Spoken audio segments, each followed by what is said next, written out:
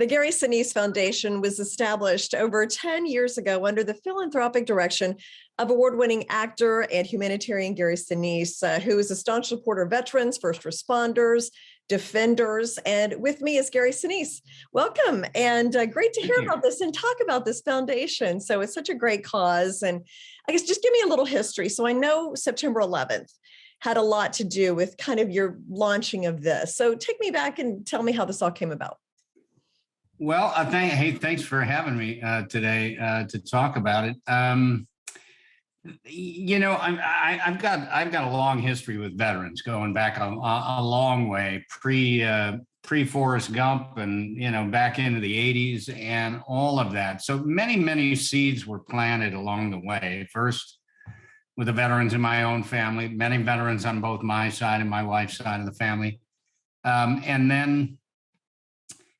I got involved with Vietnam veterans groups back in the '80s in Chicago. I grew up in Chicago, Illinois. I started a theater company there with my pals called Steppenwolf. And then we, back in the early '80s, after meeting my wife and engaging in conversations with her Vietnam veteran brothers, and her sister was in the Army. She was married to a Vietnam veteran who was in the Army.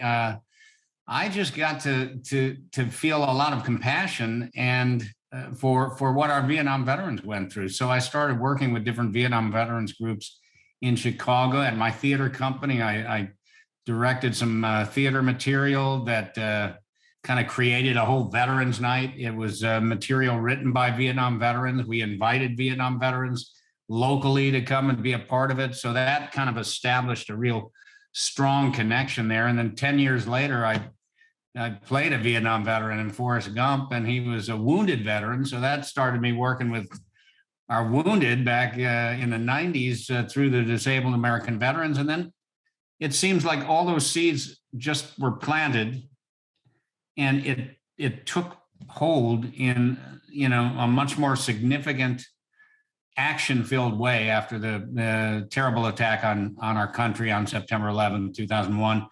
And then we started deploying to Afghanistan and Iraq. People started getting hurt and people started getting killed. And I just said, I got to get in this game here. So I got to support these folks. I wanted to make sure that our Iraq and Afghanistan veterans got the support that our Vietnam veterans didn't get when they came home from war and when they were dealing with being off in the jungles of Southeast Asia. So I just started going to Iraq and Afghanistan and was volunteering for the USO and military charities and playing concerts for the troops and doing all kinds of things. And it all just snowballed into the creation of my own foundation, the Gary Sinise Foundation. It almost sounds like you were born to do this in a way. So tell me about the foundation then. So I know you've done a lot of things already. Could give us some of the examples that you've done. You mentioned Iraq, Afghanistan. What are some other projects?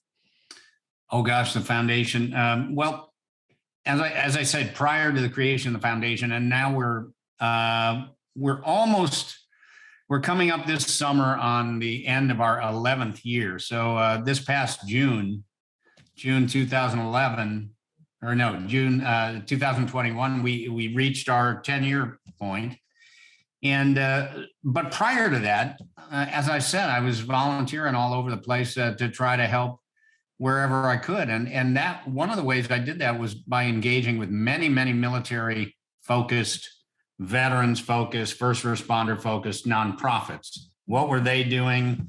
How were they helping? Who were they helping? And was there a way that I could help them help more people? So I volunteered for maybe 25 or 30 different organizations. And I just felt at a certain point, hey, I'm in this game. I'm going to start my own foundation. And having been involved with all these other organizations, seeing what they did, they were working with our wounded. They were obviously like the USO, entertaining troops at home and abroad. They were dealing with the hospitals. They were working with Gold Star children who had lost a parent. So a lot of different initiatives there that I was supporting prior to the creation of the Gary Sinise Foundation, building homes for very badly wounded service members who have very specific physical challenges that, just a regular house might not not work for Sure. them. So Mhm. we just started doing all kinds of things. And when I created the foundation, I wanted to continue to do all those things. Mhm. So that's why the mission of the Gary Sinise Foundation is so broad. There's a lot of things going on that we're doing all over the place in many different spaces. And that's because that's what I was doing before I started the foundation.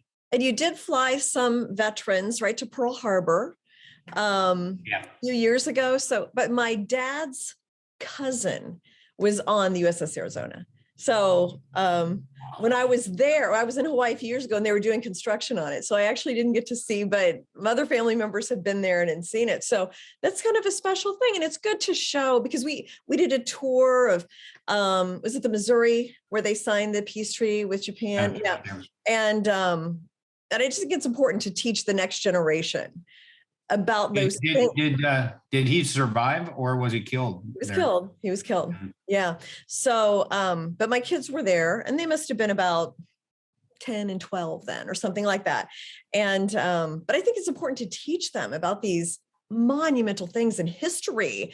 And it feels like now, this time that we're living in, those freedoms are in danger again. And it's even more important, I feel like, to teach our young people. So it's important what you're doing. And when you flew those folks over to Pearl Harbor, I mean, who was that group and why was that an important place for you? We've done that. We've done that actually several times, in different trips. We have a program called at the Gary Sinise Foundation called Soaring Valor, and it's all about our World War II veterans. The Pearl Harbor trip was one of many different trips that we've done. I was not on this recent trip, but I was in the 70th anniversary of the attacks and the 75th anniversary, where I got to fly with 75 World War II veterans, many of them Pearl Harbor survivors. This last trip, they took American Airlines, does a lot for our veterans, and we have a tremendous relationship with American Airlines, who has supported us for years, providing travel. They give us airplanes to take people on charters, Gold Star families, World War II veterans. And they took a special group over there. We were one of the sponsors. Gary Sinise Foundation was one of the sponsors of the event. And it was for the 80th anniversary. So lots going on. You can go to the Gary Sinise Foundation YouTube channel. Okay. And you can see many of our trips with World War II veterans, Gold Star kids, our wounded. We've done so many of these things over the years. Hard to remember them all, but actually it's I'm surprised because I do remember many of them because they're so special each time that we do them. Yeah, well, I'm going to take a look at that. And I assume you have a website too, where people could go find out more, make a donation if they so wish to do so. Absolutely. GarySiniseFoundation.org. Okay.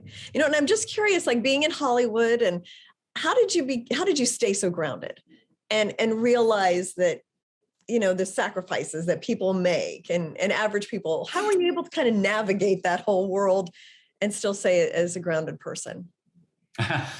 Well, I don't know. Maybe it's growing up in Chicago or something. I'm a Midwesterner too, so I get it. Because I've been in New York for 21 years, and people will ask me sometimes, like, "You're still so Midwestern." I'm like, "It's always in you, right?" So you think that's it? Yeah. I just come from my family's a working class background. My grandfather was a World War I veteran. He drove an ambulance on the front lines in France when he was 17 years old, and then came home. Married my grandmother, had 3 sons. My dad was the youngest of 3 boys. The 2 oldest went to World War II. My dad was in the Navy during the 50s, the early 50s, during the Korean War. My grandfather worked on the railroad for 40 years. I've got in fact, let me show you. This is cool. This is my dad's and my grandfather's. You can kind of see it. That's great. It's his railroad watch. Okay. He gave me this in 1969. And it says for his grandson, 1969, on my 16th birthday. Oh, that's awesome. Yeah, I have these special things that mean a lot. My grandfather he was kind of an intimidating guy because he was one of these Italian guys who was just very gruff and sort of, scary and stuff. And I wished I'd talked to him more about his war years, but I was being a teenager at that time when he was still alive. But I write about him in my book. I have a book called Grateful American. It kind of tells the story of how I got into all the service stuff and going through theater in Chicago and then Hollywood and movies and TV and all that. And all of that really manifested itself into a full-time service life. Yeah. That makes it all worth it. Yeah. And do you have any film projects coming up that would combine some of the veterans' work? Nope. No? No. Okay. No. That was it easy. I wish I did. I'm kind of focused on some things with my foundation right now, but Sure. I'll get back to it, I'm sure. Okay. Yeah. Well, thank you so much, Gary, for coming and telling this story and for doing everything that you do. And I hope you raised a ton of money. I know you've touched a lot of lives. So It's my absolute pleasure. Thanks for having me.